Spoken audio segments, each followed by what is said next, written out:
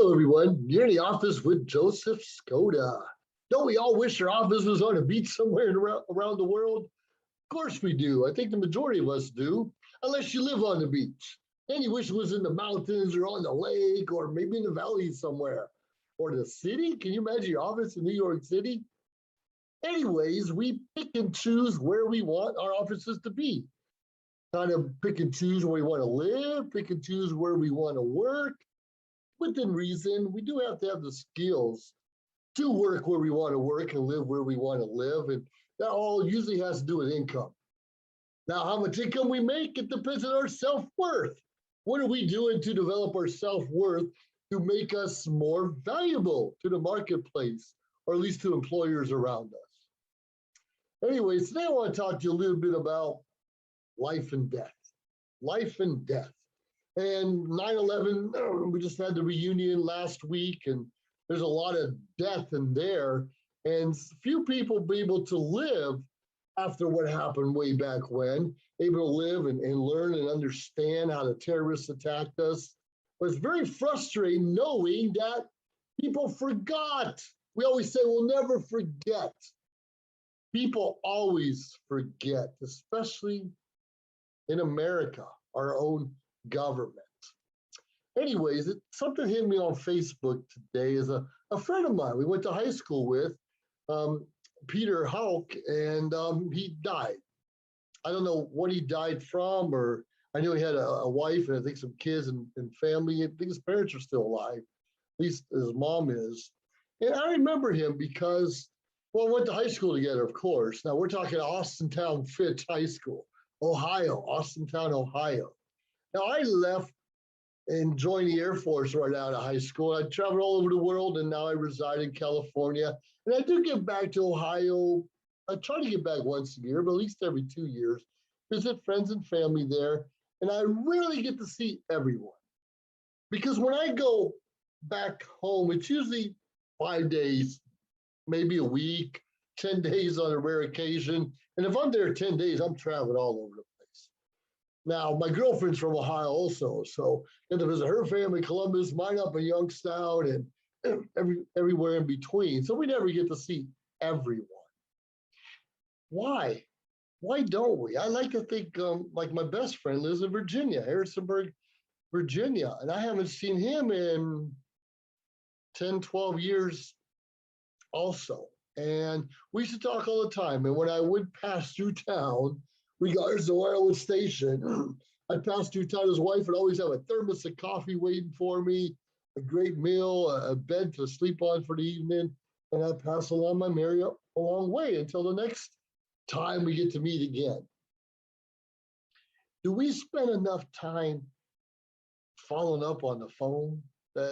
Yeah, texting's great. I love texting, and emailing's okay, and Facebook chat's awesome.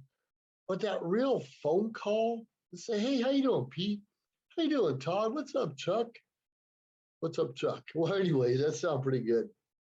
How often do we actually go and just talk and reminisce and understand? We all have families. We all have jobs now. We all had breakups. The majority of us had breakups and losses in our lives. And, that's a time where we should be getting even closer together. Now, my friend had just passed away recently. Obviously, some of our mutual friends or high school friends will be chatting on Facebook and sharing information back and forth. But this gentleman probably reached out to me 5 or 6 years ago on Facebook. And we had a really good conversation. It was short. It was like, obviously, when you come back to town, look me up. And actually, the last time, well, a couple times ago, I tried to look him up, but we just couldn't connect. And sadly, that happens. Why don't we try hard enough to connect? Why don't we make it a point to see each other? It could be just over some coffee. It could be over a beer. It could be over a pizza. It doesn't really have to be anything or real important. Maybe say, hey, everyone, we're going to meet at Wedgwood Pizza, which is a real popular in my hometown, and invite 10 people when I'm coming in and out of town. Now, when I first joined the Air Force, it's kind of exciting, 18, 19 years old. In fact, I was in the Philippines at 18 years old. So when I came to visit everyone, all the old friends and relatives, and they would all be at my well, dad's house. Mom already passed away. So I get to see everyone when I came through town. But as I got older, as we all got older and started having our own lives, my friends were busy. My relatives had their own families to deal with, and my neighbors I rarely would get to see. So I kind of lost that connection. And I don't know if it's rightfully so or not, it's expected because we're going to start our own lives. We're going to have our own families to deal with. We're going to have our own experiences. Now, it's fun joining the military, being overseas and talking about, yeah, I've been here and I did this and I saw that. And those were great. But as I matured and I think I matured and some of my friends and family matured also, those conversations were not as important anymore. Those conversations I can only share with those who've been there, done that with me. So therefore, our focus changes. You know, my new friends were the ones in the military. My new friends are the people I met around the world. My new friends shared similar interests and experiences that I've had. And rightfully so, same as my high school kids. And it's funny, years ago when I married someone and I kept talking about, how great my high school days were and I had all these good friends. And she kept looking at me like, why? She already received her, I think I already had my master's degree back then, but my good memories was high school because most of my learning in college, well, I went to, I don't know, maybe a dozen, I don't know, half a dozen schools or universities through my time, getting credits wherever I could because there was different colleges and I had to move every couple of years.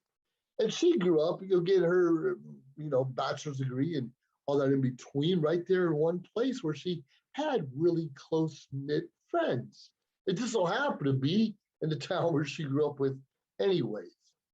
So what I thought was important to me was high school memories. Hers was college memories, and there was kind of a disconnect between us. Not saying she was right or wrong or vice versa, just different experience. Now, it was great to share my college experiences with some of my high school friends. And I met a lot of people in high school that did very, very well for themselves, and a lot of others, maybe not so much. But something else, I remember, might have been 15 years ago, 16 years ago, and I tried to go back to Ohio when I retired from the Air Force. Try to get a feel, want to get back with the aunts and uncles and cousins I haven't really seen in, a good part of my adult life. And this was a good time as any to get to know them. Well, one time I was at the house and I ordered, I don't remember if it's Domino's or Pizza Hut, and I ordered pizza, right? And this guy comes and delivers a pizza, right? Great. We went to high school together. Me and him went to high school together, and I'm not going to mention his name. And delivering pizzas was his part-time job. He had another job also. And it's, he had a family. He seemed really happy, a loving wife. And I remember going to his house as a kid and spending the night and eating 36 waffles. 36 waffles. I was up and growing once upon a time. Now, asked me, why'd you eat 36 waffles? Well, they ran out of waffle mix, so I would have eaten more. There was a time where food and girls and video games was the only thing I cared about, or sports.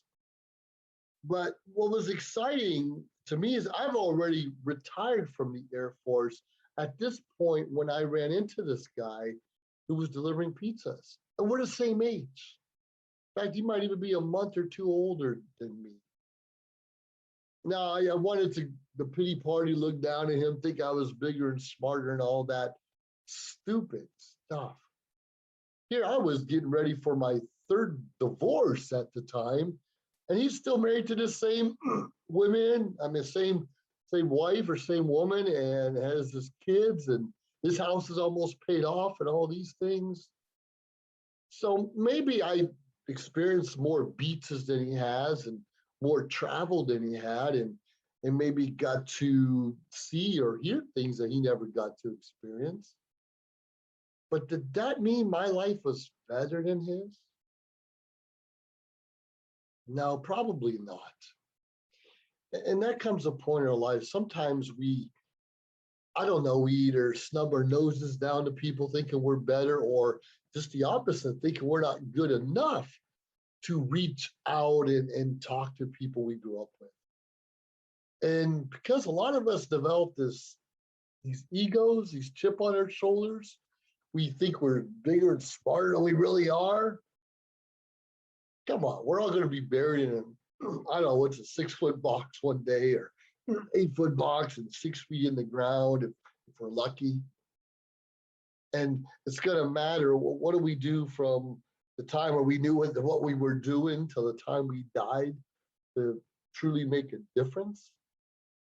Do we actually work hard enough trying to rekindle some of those relationships?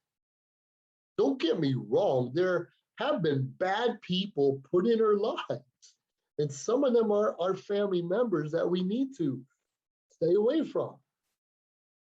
I get that. Of course, I get that.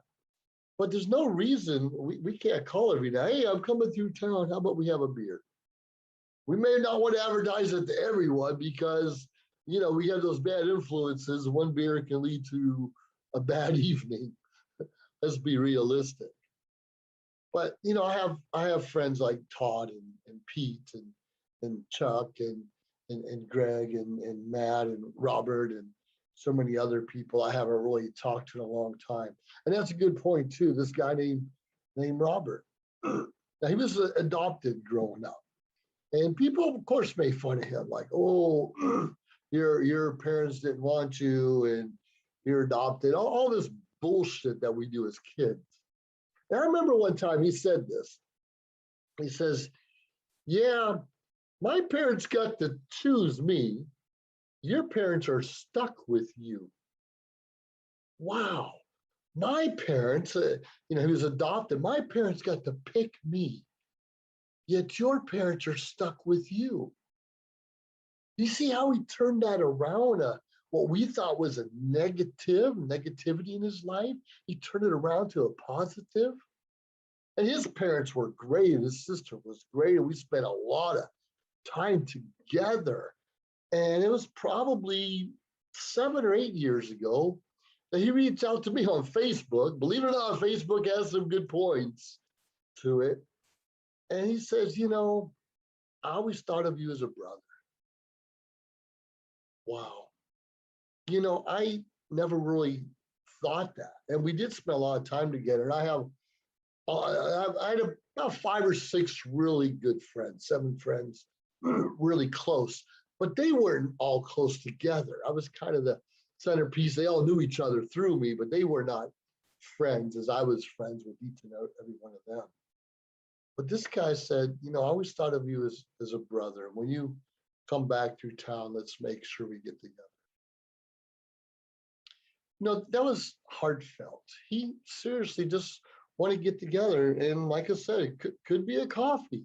A lot of us, as we get older, we don't drink as much as we did when we were younger. And quite frankly, that's okay. And sure, we all played baseball and football when we were younger. That was fun. A lot of us aren't physically fit as we used to be either. And even though it's fun to reminisce about the past, make certain to learn about your friend's current situation, the family now, what he's been doing the last 5, 10, 20, 30 years to get to where he is today or she is today. I used to think my whole life was revolved around the military, and somebody that still is.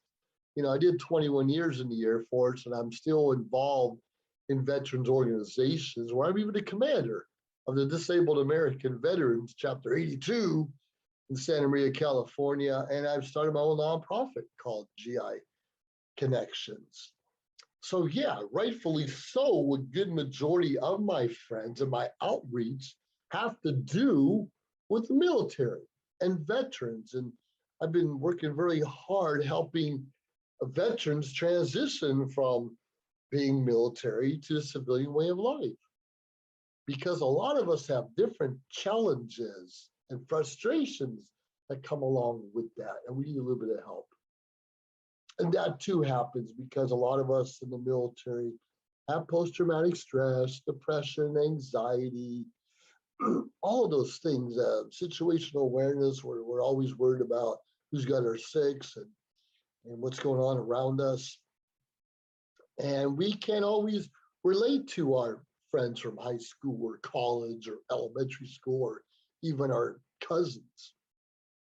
And then we'll often shy away and don't want to reach out and let them see the real us or what we become. We need to find a way to be comfortable with who we are. And sometimes that takes counseling, someone to talk to, maybe just finding a new purpose in your life. And then going out there and giving our best that we can to our friends and family. And if you have really good friends and family, they're going to be there even when you're having your off days, even when things aren't quite going the way you think they should, even though politics causes such a division in our families, in our communities, it's ridiculous. Why can't we go talk about the time we had the football game? Or why can't we go talk about when we first got our driver's license? Or why can't we talk about we first time we crashed our bike into a tree?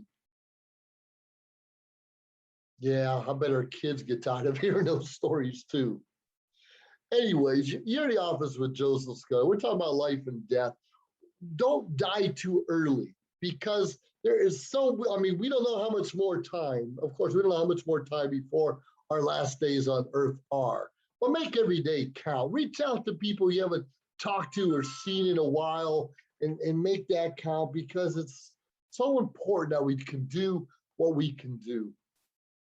I appreciate you, and I'm going to get back to you shortly, but please subscribe to my channel.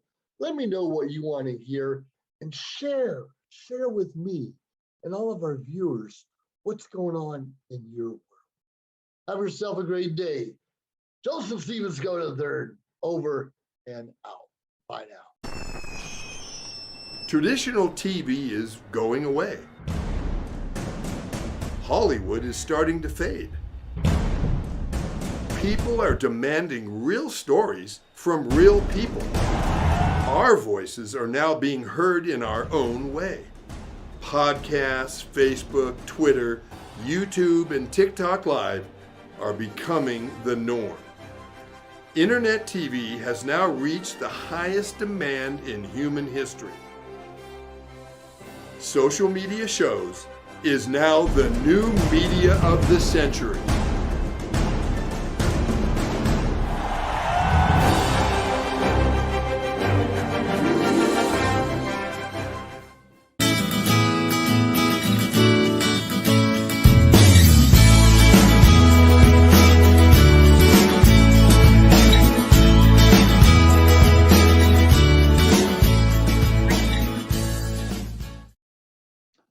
Hello, everyone.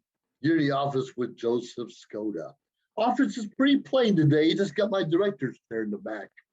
I have my director's chair in the back because I'm focusing more on directing, producing, creating new things in the world and my journey of life to make it just a little more amusing, a little more interesting, challenging, of course. Do you realize life can be hard? Raise your hand if you know life can be hard. Sure, it can be. But don't you and I have an opportunity or a choice to choose which hard we want to go to? Being rich can be hard. It means you have to put a lot of hard work, have to learn a new skill, maybe go to school, maybe lose some sleep, maybe stay up late at night reading or studying or networking with people. Being poor is hard. You normally don't have to do any of those things. You can sit in front of your couch, watch YouTube videos all day, and complain about the world around us. We get to choose which hard we want to do. And we understand if you're overweight, don't get me wrong, I'm a few pounds heavier than I want to be. And it's very challenging to eat right all the time and pay attention to the nutrition coming in my body and exercise on a fairly regular basis. Sure, that's hard. And if you know, like I know, as we get older, our metabolism kind of slows down, and that's even harder. But isn't it hard if you have just extra weight and your knees hurt and you have trouble walking up and down stairs? And what about, breathing or having to stop every now and then to take a breath? Now, I have beautiful granddaughters, and I could not imagine not being able to hold their hand to walk through a park or throw them up in the air and just play with them. Understand, right now I'm faster than them, and one day they're going to be much faster than me, but that's okay.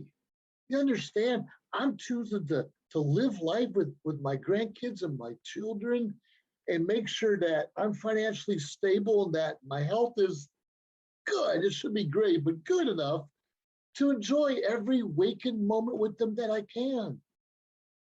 You understand? We can pick and choose. I understand. Hey, a McDonald's hamburger is what, $2, $3, and a salad like $5 or $6. I get it. But do you know even a iceberg lettuce salad? There's no nutritional value in there whatsoever. Zero.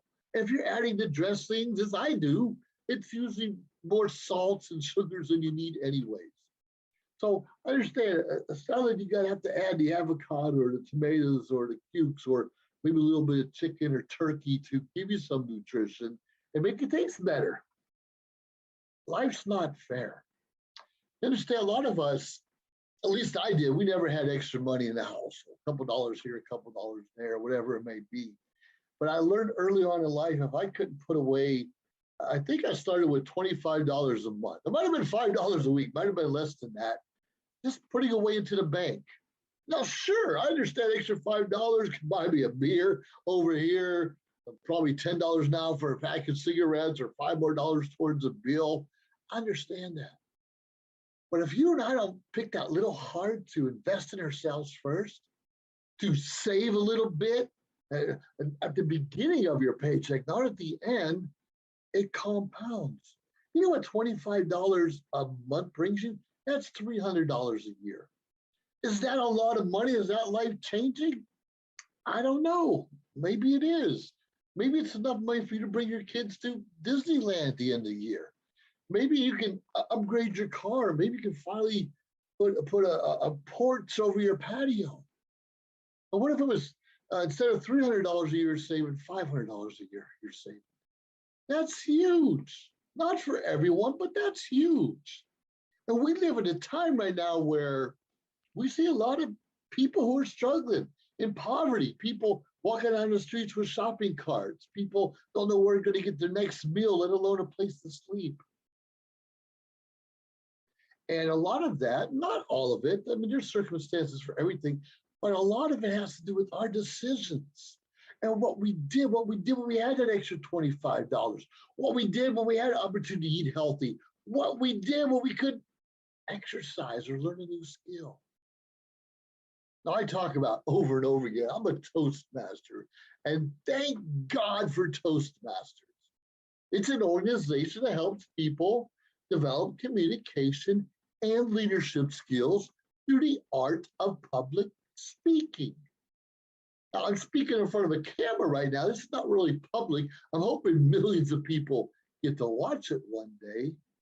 But can you imagine 10 people in front of you, 20 people, 100, 200, 300, and you're talking to them and having a conversation? Right. You'd rather die than do that. I used to be that guy. I'd rather die than speak in front of people. But today I learned that skill through Toastmasters and the encouragement, how we lift one another up. And I worked my way up through leadership, where today I am comfortable in any atmosphere, talking about just about anything. Do you understand what a skill that is, just learning how to communicate? Right. We have a thing called table topics where you have 1 to 2 minutes to talk about something you don't know what you're talking about because no one's asked you the question yet. They can say, "Hey, Joe Skoda, tell us about why you love M&Ms." You have 1 to 2 minutes. Tell us why you love M&Ms. Or it could be different. "Hey, Joe Skoda, tell us why the Army's better than the Air Force." Ooh, and I'm retired Air Force, so that takes a little bit of thinking. But I'll be able to do okay with that. Whether I believe in the Army better than the Air Force or not is irrelevant. I can hold that conversation intellectually and comfortable enough and confident enough to talk about anything. And a lot of our speeches are just 5 to 7 minutes. And the first one's an icebreaker. You tell us about yourself. And as you get more comfortable, it might be talking for 10 minutes, 15, 20. I've spoken for hours at a time, which I could not have done 7 or 8 years ago, 6 years ago. But I'm getting better and better all the time. The point is, life is hard, but you and I get to choose our hard. Do we want to struggle and be shy in the corner all the time and miss the opportunities? Or are we going to get up and put on our big boy or big girl pants and get out there and show people who we are, what we have to say? Are you going to continuously put on a few extra pounds or maybe not enough weight and not quite be healthy or strong enough? Or are you going to just go for that little walk every day and eat as healthy as you can? Are you going to take the low income job all the time? Or are you going to learn a new skill where you can get higher pay? It might not happen overnight, and no one has to go to college to get higher pay. We need plumbers, we need electricians, we need directors. A lot of skills that you and I can be learning each and every day. And a lot of people have been home the last year, some by choice, some without choice. And trust me, YouTube videos, there's millions of them out there where you can learn a new skill. And when you learn it, pay the money and get certified in something. Become an intern. Offer your labor for free while someone teaches you the ropes. I have a good friend of mine, a real good friend. I'm not going to name his name, Chris. He has a window washing business. Window washing? What's that all about? Somebody going to pay you to wash the windows? Well, this guy does a good, strong 6 figures and maybe even stronger than that each and every year. But he learned because he met a guy. I think Chris was building furniture, manager furniture store once upon a time, and he met this guy in networking event. He talked about windows and come to Chris says, "Yeah, I do really well." And Chris like, "If you could teach me, I'll work for you for free." I don't know, could have been 2 weeks, could have been a month. But Chris volunteered his time to learn a new skill from someone who was more than willing to share his expertise. Was it hard? Sure, because while you're working for someone else, you're not getting paid if you offer your time for free, or you're spending more time away from your family while you're learning this new skill, or, sometimes it costs money. I had to travel to different places to meet this guy to learn a few things. Was it hard? Sure. The rewards that he's received over the last decade, outstanding. Trust me, I've been to his house several times. Trust me, he's doing really well because he took a chance. You and I need to stop being afraid to take chances. And we need to stick up for what's right. If you're letting the government tell you you need to do this, you need to do that, are you kidding me? Do not, I repeat, do not let anyone take your freedoms away. Now, your freedom is not to get everything for free. That's not freedom. It's the pursuit of happiness.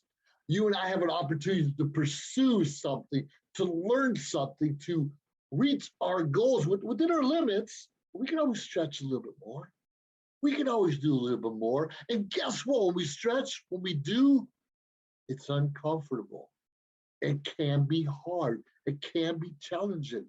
You and I may have friends and family say, "Stop that, just go to work and push the shopping carts or be the chef or whatever it is. I'm not We need people to push shopping carts. We need people to be janitors. We need people to man stores. We need all those things. We need cooks. Of course we do.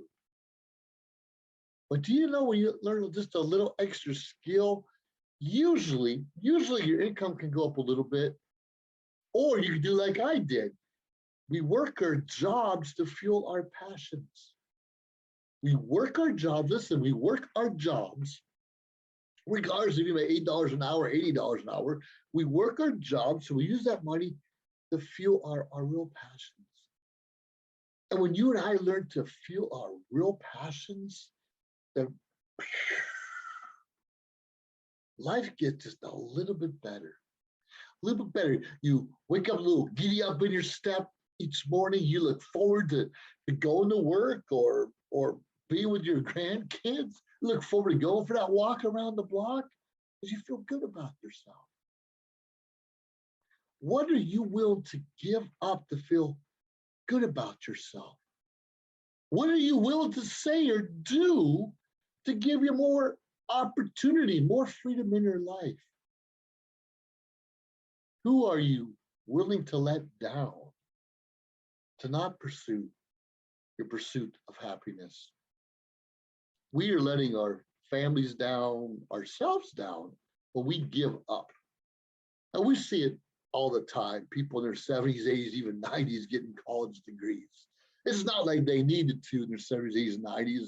Pretty much, in most cases, none of them are working, but sometimes they are. But it's kind of a personal goal. Kind of makes you feel good when you accomplish something that someone said you couldn't do. And we know a lot of people dropped out of school, even dropped out of the military because of pregnancies and marriages and illnesses and so many other issues. But when are you and I ready to get back up, get back in the game, learn that new skill, and truly live the life that God wants us to live?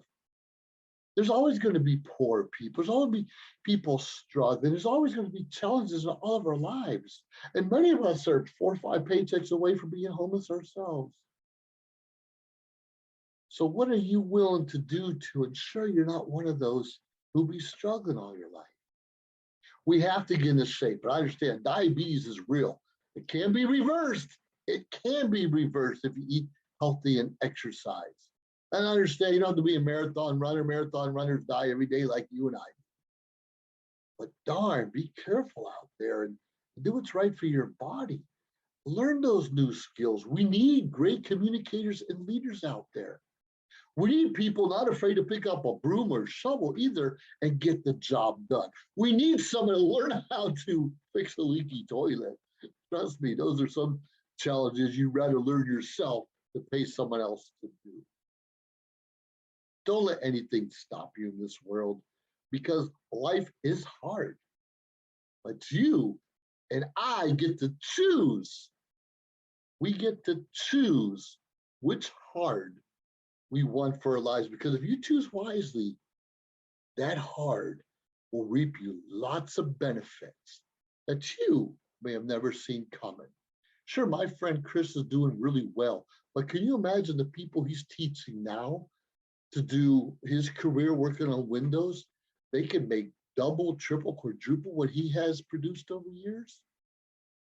Think about it. You and I can have more than our boss, than our leader, than our mentor. If we stick our nose to the grindstone, well, quite frankly, that would hurt. Well, we remain focused on what we want to accomplish in life. We can have so much more. And our world needs so much more. And the best way for our world to succeed is for you and I to learn more, do more, give more. Well, you're in the office with Joseph Skoda. Choose your hard. It doesn't have to be hard. Have yourself a great day. Hey, feel free to reach out to me, subscribe to our channel, look for us on social media shows or josephskoda.com. If you need a coach or mentor, someone to help you find that little more, hey, you know where to find me. Have yourself a great day. Bye, everyone. If you liked our show, please subscribe to our YouTube channel or find us on any social media platform, Instagram, of course, Facebook. Like, subscribe, share. We appreciate it. Let us know your thoughts and join our team. Anyways, we appreciate you staying tuned week after week, day after day, because we continuously build up our network to bring to you what you're asking for. Have a great day.